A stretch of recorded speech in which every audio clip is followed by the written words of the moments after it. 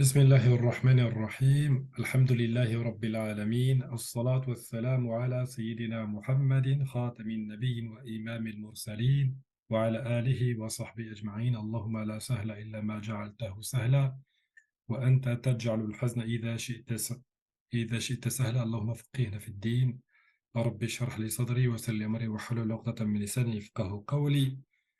Chers participants, chères participantes, Assalamu alaikum wa rahmatullahi ta'ala wa barakatuh.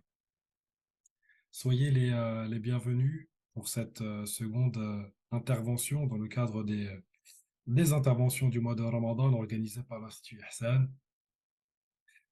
Dimanche dernier déjà, nous avions fort introduit, d'une belle manière en tout cas, à travers la participation de Oustad Mohamed Najid, fondateur de la Maqra'ah, qui effectivement nous a évoqué des conseils pratiques et quelques notions nous permettant, pour ceux qui sont prêts à l'entendre, et qui cherchent à le faire bien sûr, de tisser un lien avec le Coran el Karim.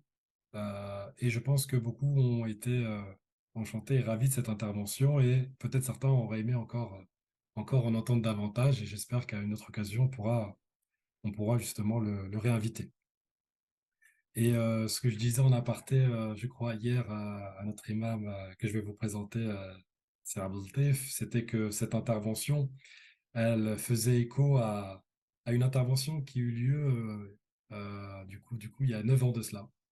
Il y a 9 ans de cela à la mosquée de Ouassel, qui est une commune de l'agglomération rouennaise, à l'occasion de ce qu'on appelait Ma'idatul Qur'an, ces événements mensuels que nous organisions dans chaque mosquée, une fois par mois et qui était consacré à la sensibilisation autour du Coran el-Karim dans nos mosquées. Et il y avait une intervention que Serbalteif avait faite qui était intitulée L'esprit du Coran. Et d'ailleurs, elle est toujours présente sur notre chaîne YouTube. Et à cette occasion, je pense qu'on profitera de cette coïncidence, hein, même s'il n'y a pas de coïncidence, euh, pour la remettre un peu au goût du jour parce que elle fait vraiment miroir avec l'intervention de Mohamed Najid, qui donc s'est tenue 9 ans plus tard.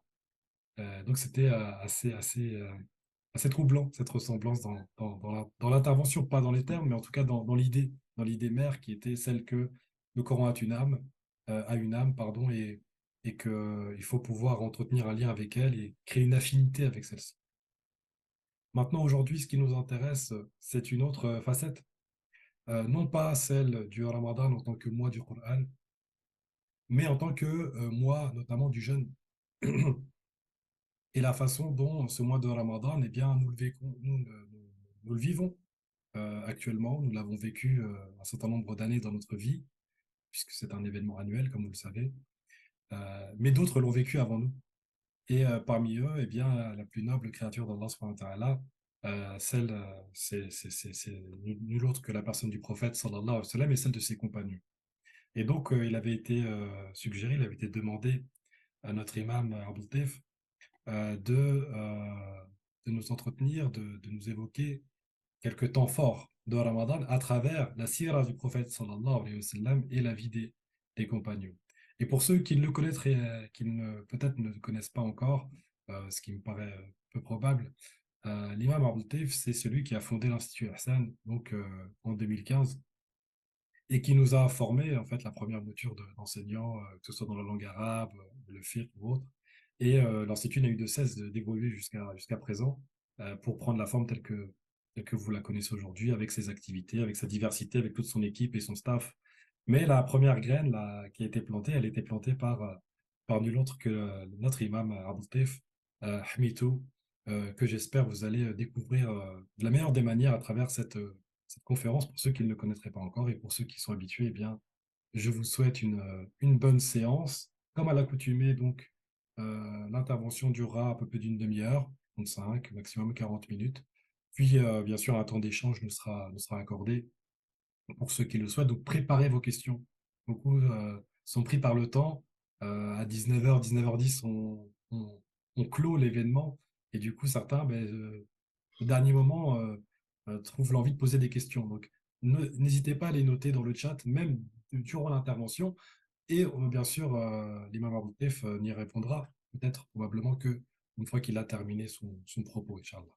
C'est Abdelatif, barakallahu fik, pour avoir accepté cette suggestion, en tout cas cette intervention sur ce thème. Et d'avance, je te remercie et on t'écoute attentivement pour le temps qui t'est imparti. Barakallahu fik. Bismillah.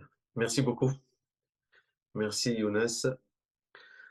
إن الحمد لله نحمده ونستعينه ونستغفره ونعوذ بالله من شرور أنفسنا ومن سيئات أعمالنا من يهده الله فلا مضل له ومن يضلل فلا هادي له أشهد أن لا إله إلا الله وأشهد أن محمدا رسول الله يا أيها الناس اتقوا ربكم الذي خلقكم من نفس واحدة وخلق منها زوجها وبث منهما رجالا كثيرا ونساء واتقوا الله الذي تساءلون به والأرحام إن الله كان عليكم رقيبا يا أيها الذين آمنوا اتقوا الله حق تقاته ولا تموتن إلا وأنتم مسلمون يا أيها الذين آمنوا اتقوا ربكم واخشوا يوما لا يجزي والد عن ولده ولا مولود هو جازي عن والده شيئا أما بعد فإن أصدق الحديث كتاب الله وخير الهدي هدي محمد صلى الله عليه وسلم وشر الأمور محدثاتها وكل محدثة بدعة وكل بدعة ضلالة وكل ضلالة في النار. أحييكم بتحية الإسلام. Donc je vous salue tous en utilisant la salutation de l'islam qui est Assalamu alaikum wa rahmatullahi wa barakatuh. Comme l'a présenté notre frère Younes, le but est de vous parler du Ramadan, donc du jeûne, et de éclairer cette pratique du jeûne par la sira du prophète Mohammed sallallahu alayhi wa sallam. Vous le savez que le verset qui a instauré la pratique du jeûne pour Mohammed sallallahu alayhi wa sallam et sa communauté de croyants dit la chose suivante. Ô vous qui avez cru, il vous a été prescrit le jeûne comme il l'a été prescrit pour les nations d'avant vous, afin que vous fassiez preuve de piété quelques jours comptés. Voilà comment, au mois de Sha'ban, de l'an 2 de l'Hégire, donc la deuxième année de l'installation du prophète Mohammed sallallahu alayhi wa sallam, avec al-Muhajirin, au cœur même du pays des Ansar, al-Madina al-Munawwara, quand il s'est installé, Allah subhanahu wa ta'ala a commencé l'œuvre de la construction de la Ummah dont nous nous faisons la joie de lui appartenir aujourd'hui. Donc ce mois de Sha'ban a vu descendre ce verset qui fait le lien de continuité, un continuum de religiosité, de religion entre la Ummah de Muhammad sallallahu alayhi wa sallam, la Ummah ultime, et les nations, les autres Ummam qui ont précédé la nôtre, à savoir chrétiens, juifs et autres dont nous ne connaissons pas le nom, depuis Ibrahim, depuis Nuh et depuis les premiers prophètes qu'Allah subhanahu wa ta'ala a envoyés à l'humanité. Quand le mois de Ramadan de la deuxième année est arrivé, cette pratique allait succéder à la pratique du jeûne. Donc le mois de Ramadan de l'an 2 de l'Hégire, c'est la première année où les croyants autour de Mohammed sallallahu alayhi wa sallam ont commencé à pratiquer le jeûne du mois entier. Mais il a été précédé, donc les 2 premières années, la première et la deuxième, par une autre pratique du jeûne qui est relatée dans la Sira, dont je ne manquerai pas de parler, Inch'Allah, à la fin de mon intervention. Le pourquoi du jeûne? C'est une question qui peut être aventureuse de dire on va y répondre, mais elle s'inscrit, cette pratique du jeûne, dans la construction du croyant. Quand je dis la construction, c'est-à-dire l'édification de son âme pour qu'elle accède à la proximité d'Allah subhanahu wa ta'ala. C'est un schéma qu'on vous a présenté très souvent, et notamment à l'Institut Ihsan. C'est une idée fondatrice même de l'Institut Ihsan. C'est-à-dire que la pratique de l'islam, comme le prophète sallallahu alayhi wa sallam l'a défini, c'est-à-dire témoigner qu'il n'y a d'autre Dieu qu'Allah et que Muhammad sallallahu alayhi wa sallam est son messager, pratiquer continuellement la prière, s'acquitter de la zakat, pratiquer le jeûne de Ramadan et aller au pèlerinage pour ceux qui en ont les moyens. Ces 5 éléments sont là pour construire le contenant de l'âme humaine, qui, elle, se nourrissant de la foi, donc de taqwa, de la foi, donc de toute cette communication avec l'au-delà par la connaissance, par la pratique, par la spiritualité, pour enfin accéder à l'ihsan. Et vous comprenez pourquoi le choix de notre institut a eu cela, parce que c'est un aboutissement, ce n'est pas un état dans lequel on se trouve, mais c'est une quête qui, tous les jours, est forgée par la pratique de l'islam. Tous les jours, elle est élevée par la sensation et la nourriture de l'iman et l'extase, enfin plutôt la béatitude, l'ultime station, le maqam, comme disent les soufis, et l'ihsan, c'est-à-dire cette vie en communion avec Allah subhanahu wa ta'ala, an ta'bud Allah ka'annaka tara fa in lam takun tara fa innahu yarak, que tu adores Allah comme si tu le voyais, si toi tu ne le vois pas, lui il te voit. Ceci dit, le jeûne, lui, vient forger notre rapport à les choses dont nous avons vitalement besoin et les choses qui constituent pratiquement nos envies, donc l'objet de nos tentations, c'est-à-dire boire, manger et le rapport qu'on a au corps à travers les relations charnelles entre hommes et femmes. Cette pratique, cette reprise en main de l'être humain, de cette chose qu'on présente dans une vision matérialiste comme une contrainte à laquelle l'homme obéit et non pas le contraire. Le mois de Ramadan, c'est l'inverse.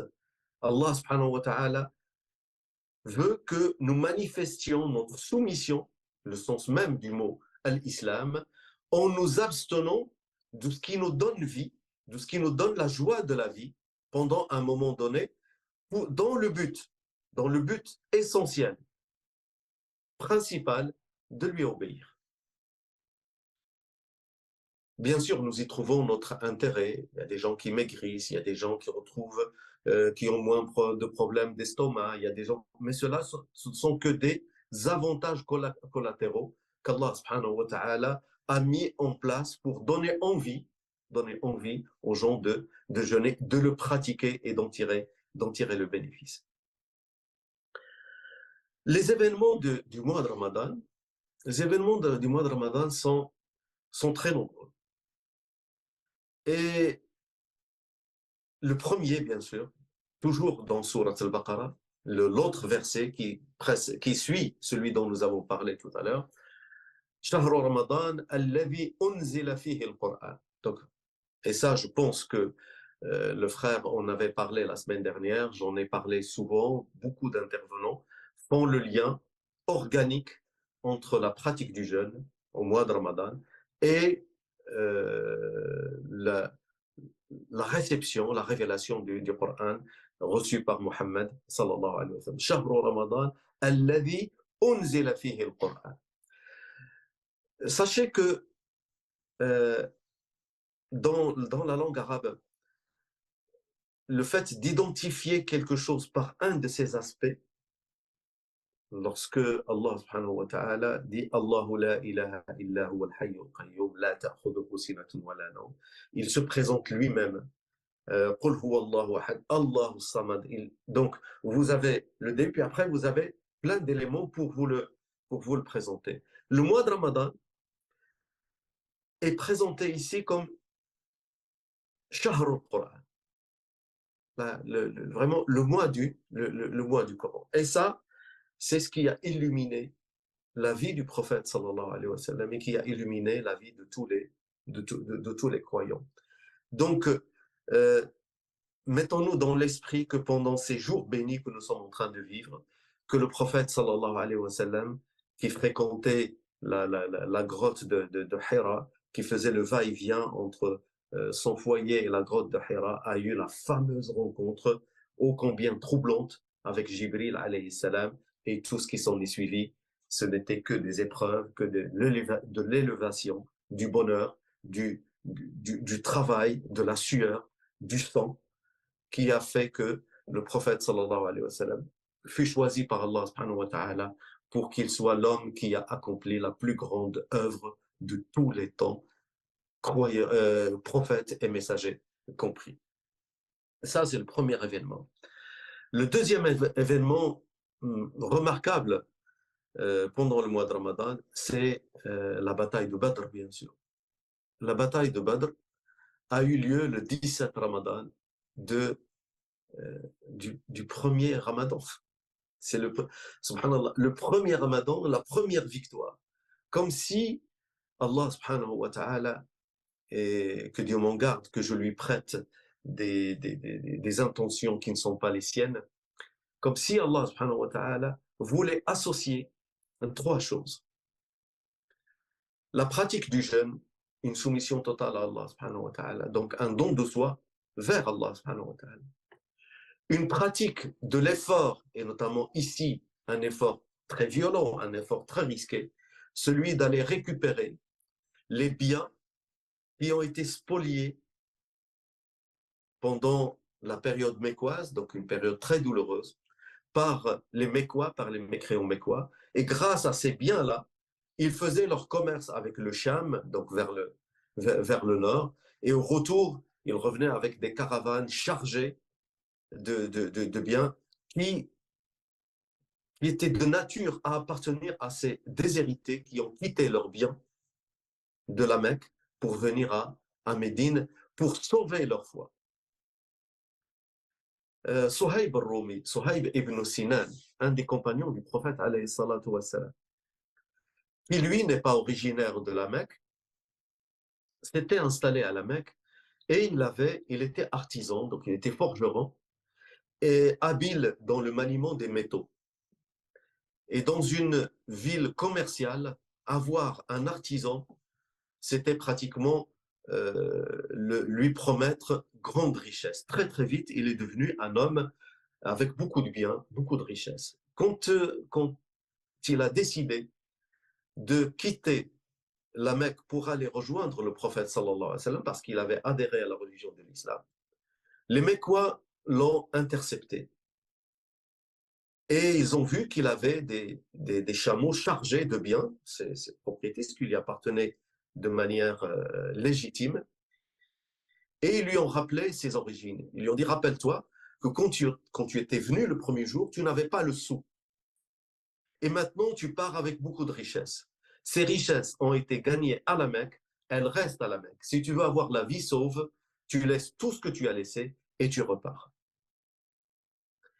J'ai cité cette petite histoire pour vous illustrer que le prophète, sallallahu alayhi wa sallam, avec ses compagnons, n'ont rien amené de toute leur richesse.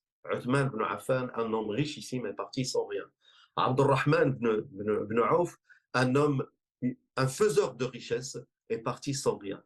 Je viens de vous citer Suhaib ibn Sinan, celui qu'on appelle Suhaib al-Rumi, est parti sans rien. Abu Bakr, le commerçant, l'un des plus grands commerçants de son époque, est parti sans rien, sans parler du prophète alayhi salatu wassalam, dont le seul bien qu'il avait, c'était la petite nourriture que pouvait extirper Asma, la fille de Abi Bakr, et qu'elle pouvait lui amener sur son chemin avant qu'il ne prenne le large, qu'il prenne la route vers Médine.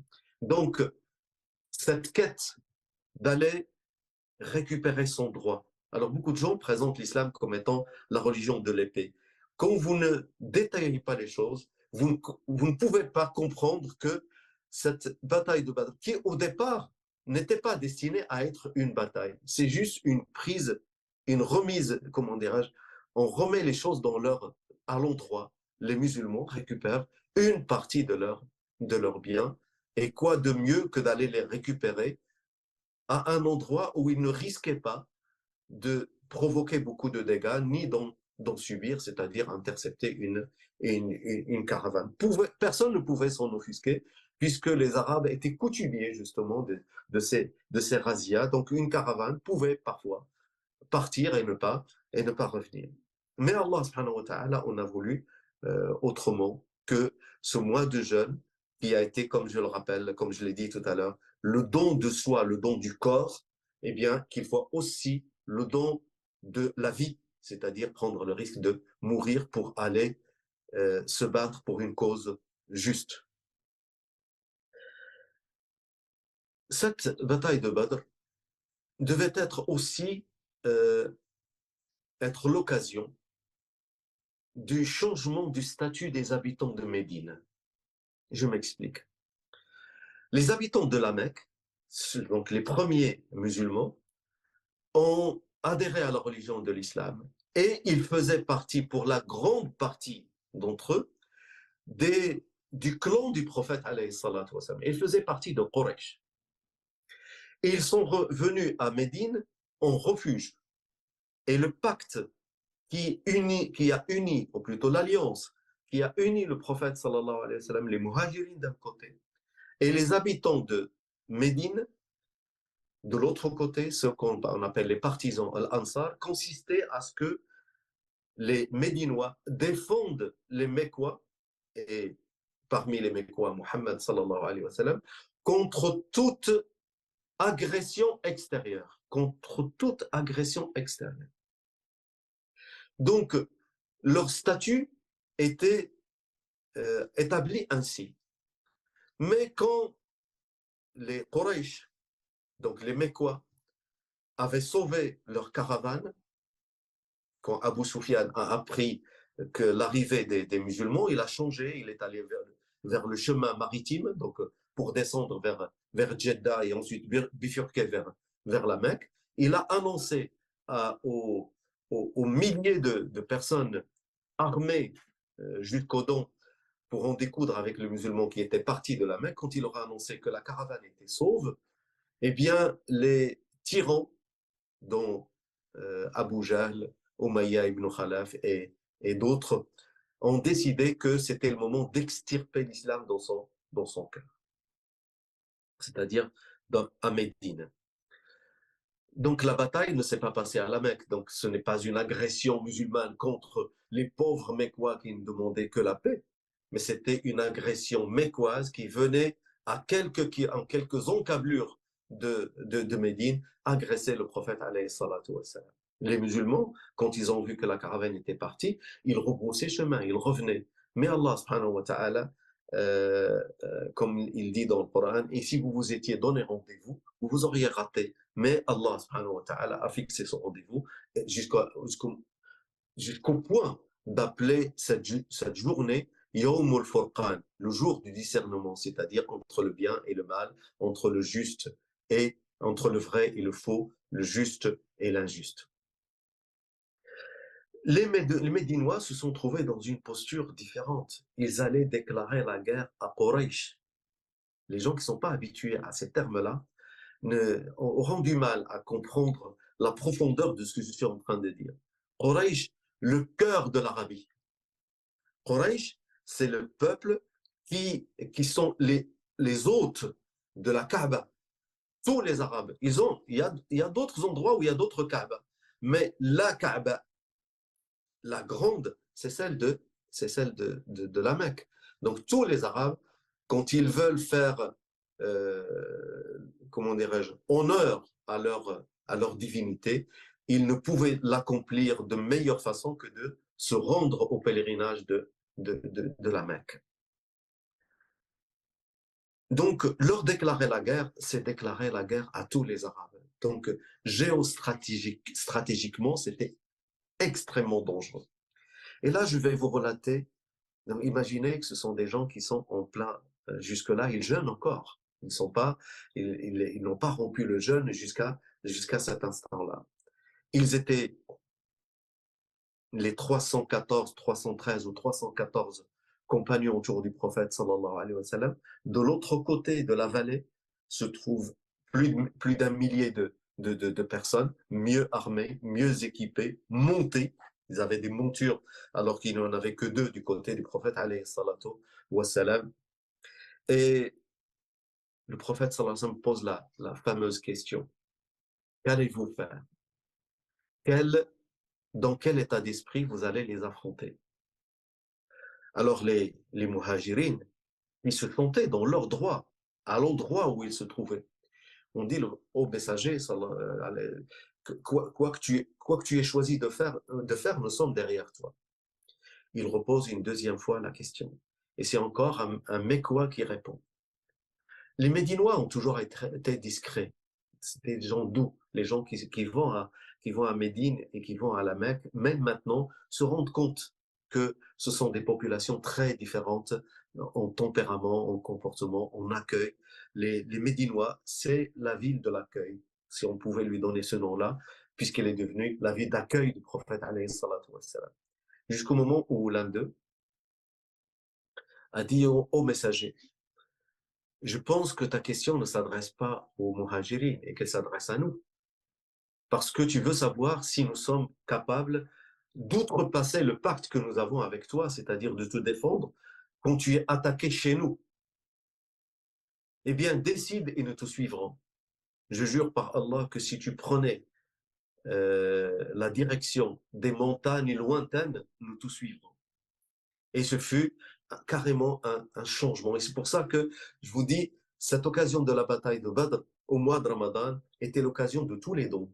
Le don de soi par le jeûne, le don de sa vie par le fait de se mettre en danger, et ici le don qui allait élever l'Ansar au niveau de l'Muhajirin. Ça y est, à partir de cet instant-là, il n'y a plus de différence entre les statuts.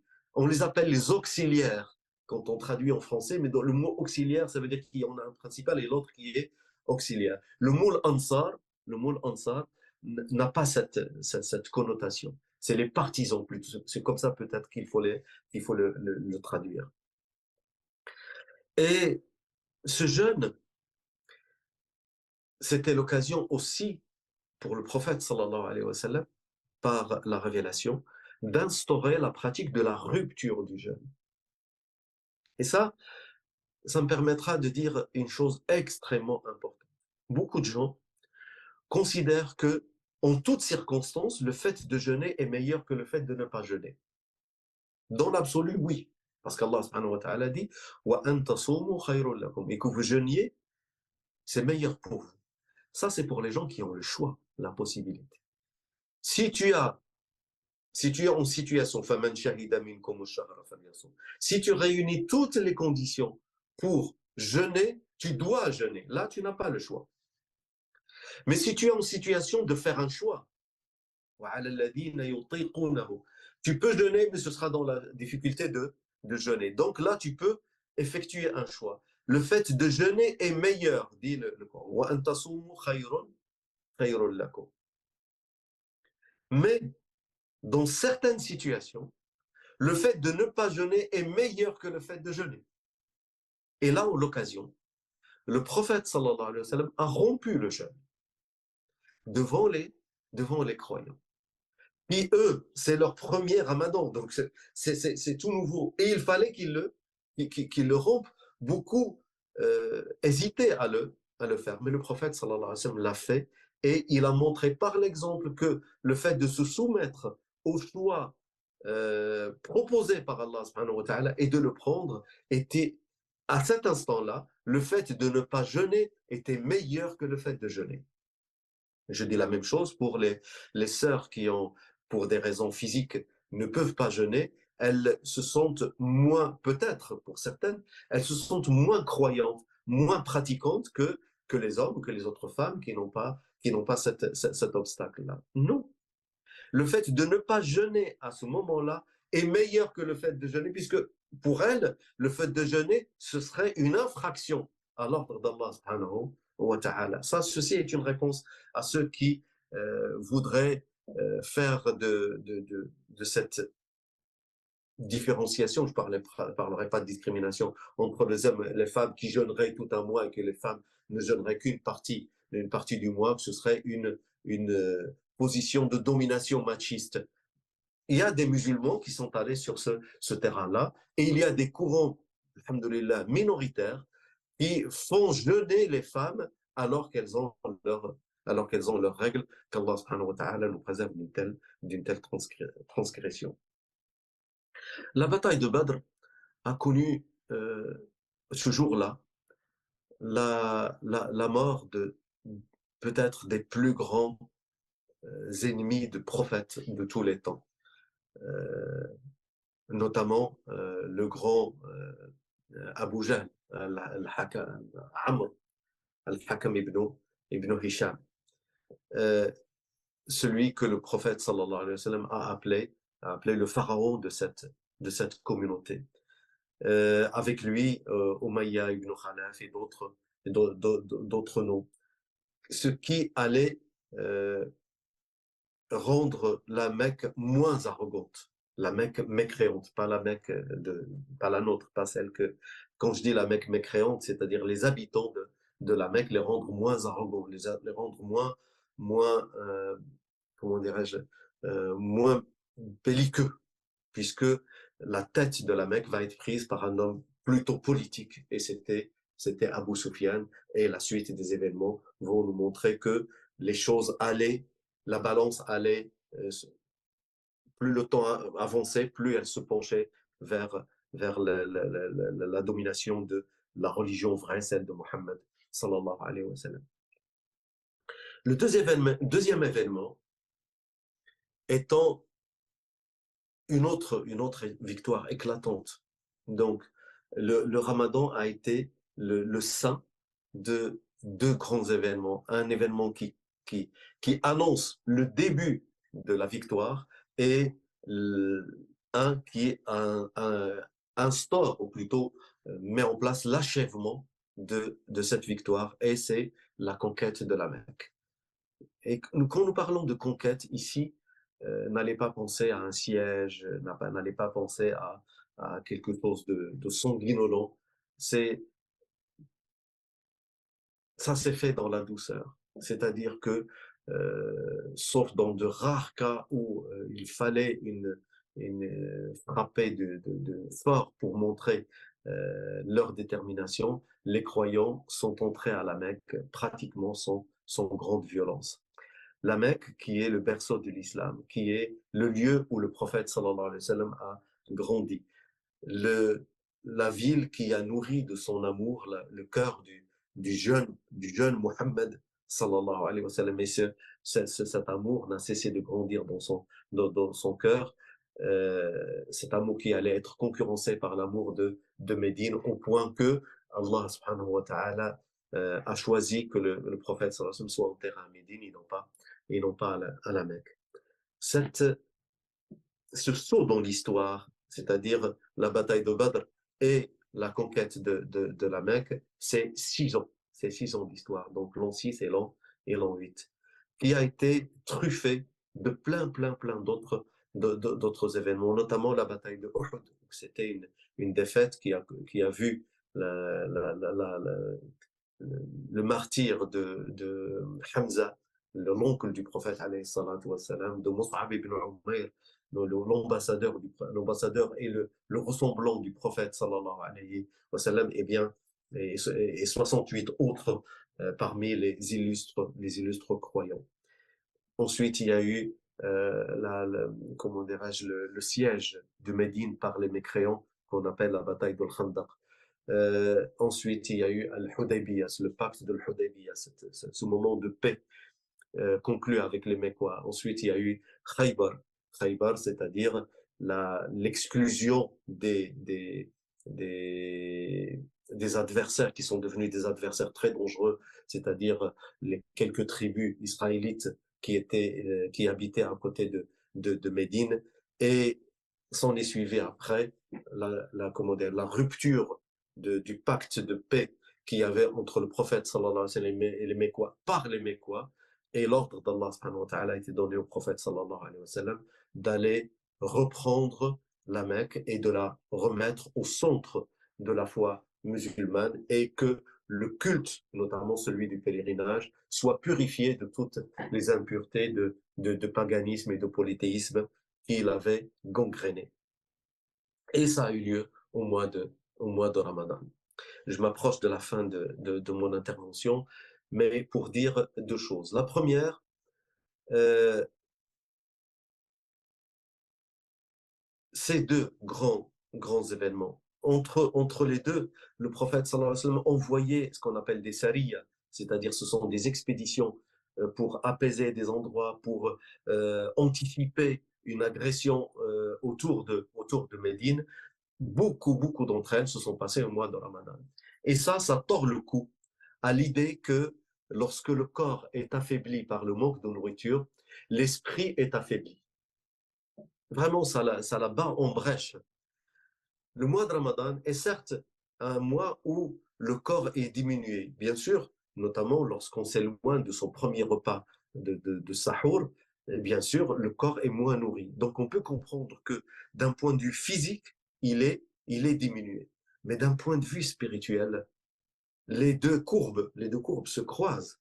C'est-à-dire que le croyant qui vit son jeûne de toute son âme qui alimente ces nuits de Ramadan par la lecture du Coran, par le qiyam, qui s'abstient non seulement de manger, de boire et de tout rapport charnel, mais de toute parole de médisance, de tout regard d'envie, de tout regard pouvant amener à la tentation, qui, par son comportement, ressemblerait plus à, à un moine, ou plutôt même à un ange, qu'à un être humain, là où le corps va se sentir un peu affaibli, l'âme, elle se renforce. Et c'est le but même du jeûne. Et ça explique la détermination des compagnons, alayhim salatu wa salam, alayhim ridwanullah, wa sallallahu ala nabiyyina Muhammad, sallallahu alayhi wa sallam, à outrepasser cette faiblesse physique pendant le mois de Ramadan, et notamment ce fameux 17 Ramadan qui a connu la bataille de Badr.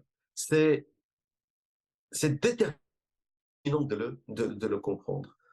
Euh, quand nous étions à la fac pendant les années 80, le mois de Ramadan tombait au mois de juin.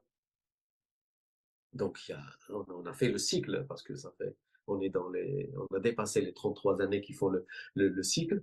Euh, et la question, les examens tombaient pendant le mois de Ramadan. Et la question qui se posait, et je ne vous dis pas les fatwas de Ahl Taysir, c'est les gens qui cherchent la facilité coûte que coûte, et qui disaient que on était dans une mission, on était dans l'accomplissement de quelque chose de grand. Donc, si on ne jeûne pas, bah, c'était légitime.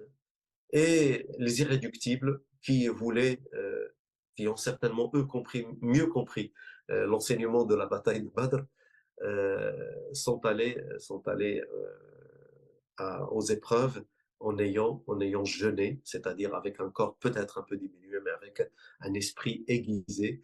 Et je peux en témoigner, cette année-là, elle était fabuleuse.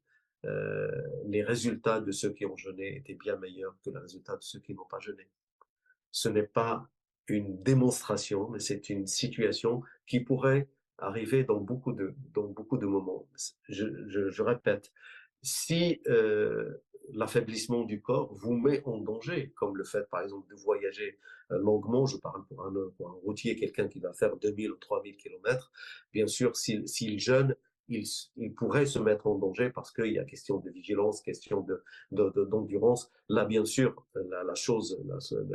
la dérogation pour le voyage s'impose. Les gens qui sont malades, qui peuvent se mettre en danger. Oui, mais mon esprit combattra le cancer. Non, si ton esprit ne combattra pas le cancer, si le cancer est installé et que tu as besoin de médicaments, que tu as besoin de renforcer ton corps affaibli. Donc, je reviens à cette idée que j'ai commencé à élaborer. Le jeûne, le jeûne et le mois de Ramadan est le lieu comment de trois dons, le don de soi par l'abstinence, le don de soi par l'effort, et là c'est l'effort l'effort de la guerre. On peut imaginer d'autres efforts pas moins nobles que l'effort de la guerre. Et le troisièmement, c'est l'effort. Associer le jeûne à l'effort et non pas à la faiblesse. Ça anoblit le croyant et ça fait que ce n'est pas un jeûneur pleurnichard, mais c'est un jeûneur qui est droit dans ses bottes, qui sait que Allah subhanahu wa ta'ala, s'il lui a imposé cette privation, cette contrainte, c'est pour rendre son âme encore plus équitée, encore plus forte. La dernière idée, et je voulais justement parce que j'ai trouvé dans certains réseaux des personnes qui signalent une contradiction dans la religion musulmane. Je vous la présente et j'essaierai, Inch'Allah, d'y répondre. Ils disent que dans le Bukhari et Muslim, il y a un hadith du prophète, sallallahu alayhi wa sallam, ce qui est vrai. Quand il est arrivé à Médine, il a trouvé la communauté juive qui jeûnait le jour de Ashura. Alors il a posé la question, euh, qu'est-ce qu'ils font? Ils lui ont répondu, c'est un jour saint, le jour où Allah subhanahu wa ta'ala a sauvé Bani Israël, le peuple d'Israël, de leurs ennemis. Alors, pour l'honorer, Moussa alayhi salam, a jeûné ce jour-là. Alors le prophète sallallahu alayhi wa sallam, ce jour-là, a dit, nous sommes, euh, Moussa nous appartient plus qu'aux autres, à nous les musulmans. Euh, alors il a jeûné, il a ordonné qu'on le jeûne. Bien sûr, ça, c'est avant qu'Allah subhanahu wa ta'ala ne prescrive le jeûne. Donc on est dans le début de l'arrivée du prophète sallallahu alayhi wa sallam à Médine. Et il y a un autre hadith, rapporté aussi par le Bukhari et Muslim, d'après Aïcha radiallahu anha, elle dit, Quraysh, donc le clan du prophète sallallahu alayhi wa sallam, donc les Mécois, jeûnait Ashura dans la Jahiliya, c'est-à-dire avant l'islam. Et le prophète sallallahu alayhi wa sallam le jeûnait aussi. Et quand il est venu à Médine, il a continué à le jeûner, il a ordonné qu'on le jeûne. Alors, فَأَمَّا الَّذِينَ, comme dit Allah subhanahu wa ta'ala, فَأَمَّا الَّذِينَ فِي قُلُوبِهِمْ زَيْغٌ فَيَتَّبِعُونَ مَا تَشَابَهَ مِنْهُ. Tous les gens qui sont là comme des furets en train de sniffer comme ça pour renifler les éventuelles contradictions dans le Coran ou dans la sira du prophète sallallahu alayhi wa sallam, là ils ont une proie magnifique. Un hadith qui nous dit le prophète sallallahu alayhi wa sallam jeûnait le jour de Ashura avant la hijra, et un autre hadith qui nous dit qu'il découvrait le jour de Ashura et qu'il l'a jeûné. Nous savons que notamment Al-Hafid ibn Hajar, rahimahullah, dans Fath al-Bari, il dit il n'y a aucune contradiction entre le hadith de Ibn Abbas, donc le premier que j'ai cité, et le hadith de Aïcha radiallahu anha. Il dit parce que il y a, qu'est-ce qui empêcherait que les deux raisons soient là? Le prophète sallallahu alayhi wa sallam pratiquait le jeûne de Ashura. Il arrive, il trouve les Juifs en train de jeûner le même jeûne. Donc, tout simplement, s'il jeûne avec eux, est-ce que les gens vont croire qu'il est venu suivre leur religion? N'oubliez pas que cette idée, elle a commencé à cette époque-là et elle est toujours à notre époque. Beaucoup de gens bâtissent des thèses entières sur le fait que le Coran ne serait qu'une copie de la Bible et que le prophète sallallahu alayhi wa sallam n'a fait que copier les pratiques du peuple de la communauté juive qui était qu'en fait c'est une sorte de plagiat. Là, justement, le prophète sallallahu alayhi wa sallam, en donnant une nouvelle raison pour les croyants, n'oublions pas que l'islam, il est constitué de deux peuples maintenant. Arrivé à Médine, il est constitué de deux peuples. Il y a le peuple qui vient de la Mecque, et ceux-là, ils pratiquaient les restes de la religion d'Abraham, de Ibrahim alayhi salam. Rien n'empêche que parmi ce qui restait, il restait le pèlerinage. Pourquoi il ne resterait pas quelques pratiques de jeûne, et notamment le jeûne de Ashura? Surtout qu'il est associé à Ashura, il est associé aussi au jour où Allah subhanahu wa ta'ala a sauvé Ibrahim de la fournaise dans laquelle Nemrod l'avait jeté. C'était Ashura aussi. Donc, à la Mecque, les Muhajirines allaient arriver à Médine en transportant avec eux ce que l'islam a validé parmi les restes de la religion d'Ibrahim alayhi salam. Et en arrivant, ils trouvent la pratique juive, mais là, il y a un autre peuple qui, eux, n'avaient pas la même pratique que Quraysh, qui sont les Médinois.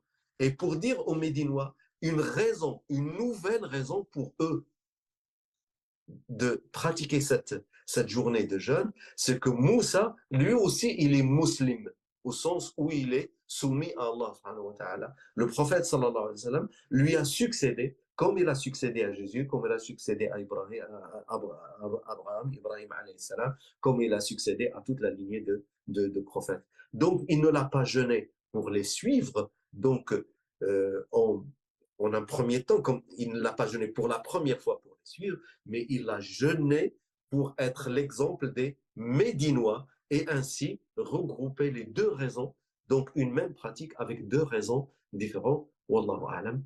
سبحانك اللهم وبحمدك أشهد أن لا إله إلا أنت أستغفرك وأتوب إليك اللهم صل وسلم وبارك على سيدنا محمد وعلى آله وصحبه وسلم تسليما.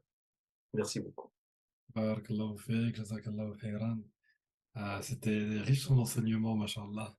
Notamment, enfin, moi, j'aime bien réagir un peu pendant que j'ai la parole, le temps que les personnes rassemblent un peu leurs esprits pour en formuler leurs questions s'il y en a. Vraiment, l'idée de s'imaginer que juste avant la bataille de Badr, un moment fatidique, lorsque le prophète sallallahu alayhi wa sallam, pose la question, mais en gros, qu'est-ce qu'on fait? Est-ce que vous me suivez?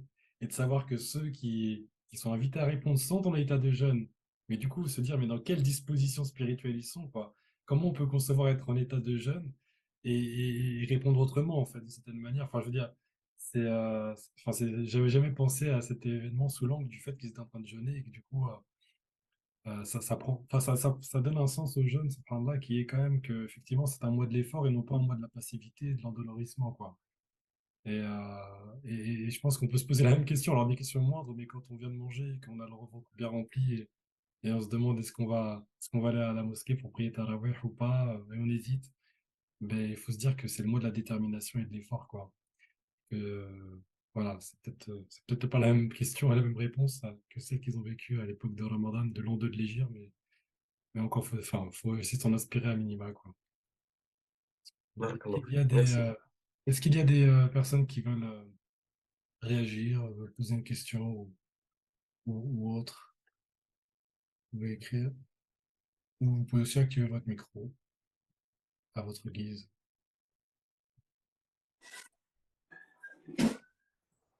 Non, salam alaikum.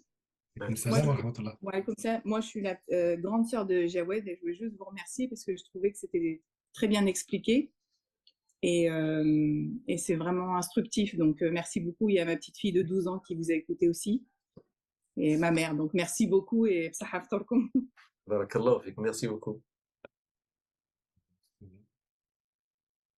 Voilà. Est-ce qu'il y a une autre personne qui aurait...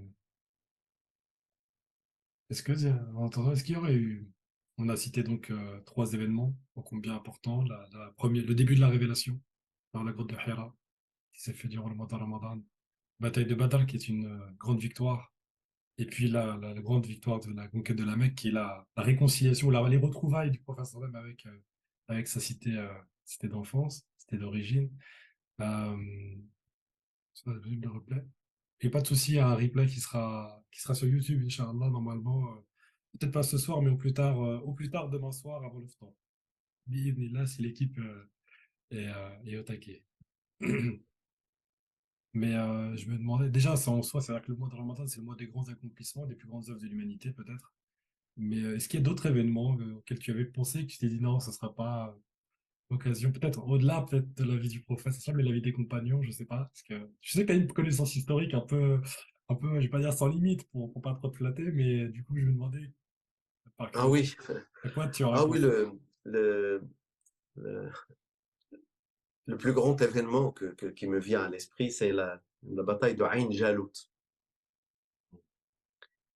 Ain Jalut, là, on est au XIIIe siècle, quand les Mongols, donc qu'on appelle aussi les Tatars, selon les, enfin, c'est des peuples, des peuples de la Chine actuelle, donc de Mandchourie, de Mongolie, qui avaient déferlé, donc les descendants de Gengis Khan, et qui ont déferlé sur les pays musulmans, sur la grande Oumma islamique, et c'était un raz-de-marée au point que Bagdad a été comment dire, écrasé avec une férocité. On disait que les deux fleuves qui passent à côté de Bagdad, un était noir de sang, était rouge de sang, et un était noir parce que dedans on jetait les livres, et c'est l'encre qui rendait une partie du fleuve noir. Vous imaginez la catastrophe humaine avec la perte de toutes ces vies, et la catastrophe civilisationnelle avec la perte de tous ces documents, certainement des œuvres. On est là vraiment au sommet de ce que la Oumma islamique a produit. On est sur le déclin vers la fin de la dynastie abbasside, qui était pour beaucoup l'âge d'or. Moi, l'âge d'or de l'islam, c'est les quatre califes, hein, mais pour les historiens, l'âge d'or de l'islam, c'est l'époque omeyyade, l'époque abbasside, et surtout l'époque abbasside. Et ils sont avancés, ils ont déferlé sur la Perse, donc l'Afghanistan, tout ça, vraiment ça, après avoir détruit le royaume de Khwarazm, une magnifique civilisation aussi. Moi, je me nourris de ces histoires-là, parce que on a l'impression d'être perpétuellement dans un conte de fées. C'est magnifique, ces endroits. Bien sûr, c'est cruel comme les événements qui se sont passés à cette époque-là, mais c'était des gens hauts en couleur, vraiment tous en couleur. C'est l'époque de Ghazali, c'est l'époque de Jouaini, vraiment pour les gens les hommes de science, c'est quelque chose d'immense. C'est l'époque de Ibn Taymiyyah, de Ibn al-Qayyim. Et ils ont déferlé sur le Cham, donc la Syrie, l'actuelle Syrie, Liban, Palestine. Ça n'a pas résisté. Ils arrivent, et c'est peut-être pas une coïncidence, ils arrivent à Ajnadi, à Ain Jalut. Ain Jalut, c'est une petite localité à côté d'un endroit que vous connaissez tous, et il s'appelle Gaza. Encore une fois, donc l'endroit où est né l'imam Shafi'i, pour vous donner un petit peu encore une idée, pour aimer cet endroit-là. Et ceux qui avaient le pouvoir à cette époque-là, c'était à leur début, vraiment à leur début, c'était ce qu'on appelle les Mamaliks, les Mamelouks. Donc c'est des princes qui viennent aussi des mêmes origines que les Mongols, donc des Turkmènes. C'est des princes qui sont tombés en captivité, et puis après ils sont venus dans le service des princes et des califes musulmans, et vu leurs compétences, ils ont petit à petit gravi les échelons de la société jusqu'à prendre le pouvoir définitivement à cette époque-là. Et l'un d'eux, je vais en citer deux, le fameux Qutuz rahimahullah et Zahir ad-Din Bibars. Et ils ont décidé de faire face aux Mongols là où personne ne pensait que les Mongols pouvaient être battus. Et ils ont profité du fait qu'il y avait des dissensions euh, dans la dynastie mongole, Hulaku, euh, qui guidait les troupes, les troupes envahisseuses à rebrousser chemin pour aller régler quelques problèmes de succession. Mais il a une substantielle armée continuant son œuvre de destruction. Ils y ont fait face pendant le mois de Ramadan, et c'est pendant cette bataille-là qu'on a gardé ce cri que vous trouvez très souvent dans les chants islamiques, Wa Islamah, c'est-à-dire qu'à un certain moment, les armées musulmanes n'ont pas résisté à la vague mongole qui était aguerrie à la guerre rapide, à la pratique c'était les archers qui portaient par des chevaux, que personne ne faisait ça, et avec les Turkmènes qui faisaient ça. Et il avait préparé une stratégie, mais cette stratégie a montré ses limites très très vite. Alors il s'est lancé dans lui-même dans la bataille en criant Wa Islam. Le Wa Islam, le Wa dans l'arabe, c'est ce qu'on appelle Wa ou Nudba. C'est-à-dire, c'est comme si, comme la fille du prophète, sallallahu alayhi wa sallam, quand elle a appris sa mort, elle a crié Wa Abata. Wa Abata. C'est un cri de lamentation. Alors il a dit Wa Islam. Il s'est lancé à corps et âme dans la bataille. Les chroniqueurs de l'époque disaient qu'on a senti le sol se bouger suite à ce cri parce que quand les musulmans l'ont entendu, ils ont retrouvé une nouvelle vigueur, une nouvelle force, certainement grâce au dua et de qiyam du mois de Ramadan et l'effort des savants notamment qui avaient fait un effort très très très très grand ce jour-là. Et là, c'était le jour et la nuit, le début de la bataille et la fin de la bataille ne se ressemblaient pas. Et c'était la première défaite de toute, non, je dirais pas de toute l'histoire. Ils avaient été défaits par les Khwarazmis avant, mais là, dans leur grandeur, c'était la première bataille et ils n'ont pas franchi un seul mètre de plus vers l'Égypte. Ils se sont retrouvés un peu plus vers l'Anatolie. Ils ont continué leur œuvre destructrice un peu plus tard. Mais cette bataille-là, c'est encore une fois pendant le mois de Ramadan. Voilà, si vous voulez un exemple de cette association du jeûne et de l'effort, de la vigueur et de la spiritualité high level, eh bien, là encore, vous avez un exemple. C'est sûr qu'après, il y a aussi eu 2020-2022, les confinements en France. C'est une autre épreuve. Ah, c'est bien sur les touches du bois. Ben oui, hein, tous les courageux ont fait leur tarawih chez eux. Ah, subhanallah. Tous ceux qui ont... Là où on pouvait penser que le confinement allait donner un coup à la spiritualité des musulmans, les plus vaillants parmi eux y ont trouvé une, une régénération de leur foi parce qu'ils étaient devenus acteurs de leur tarawih et non pas suiveurs imam, euh, d'un imam aussi beau qu'il soit. Effectivement. Ce serait bon de faire le bilan. Qu'en est-il maintenant? Quels enseignements de ces années de confinement? Mais écoutez, je pense qu'on arrive au terme de notre... Il est 19h. Voilà, on est à l'heure avec les communes horloge suisse. Écoutez, je vous propose donc de s'arrêter là. Et je remercie encore une fois Sarbutef, Barakallahu Fik. C'était une autre approche, encore une fois, de ces interventions, en tout cas. Et ce sera, je crois, une troisième encore. Troisième approche un peu différente dimanche prochain. Je n'en dis pas plus. Vous aurez qu'à vous référer à l'actualité de notre page Instagram, Facebook et c'est nos deux principaux moyens d'expression sur les réseaux. سبحانك اللهم وبحمدك أشهد أن لا إله إلا أنت نستغفرك ونتوب إليك اللهم صل وسلم وبارك على سيدنا محمد وعلى آله وصحبه أجمعين.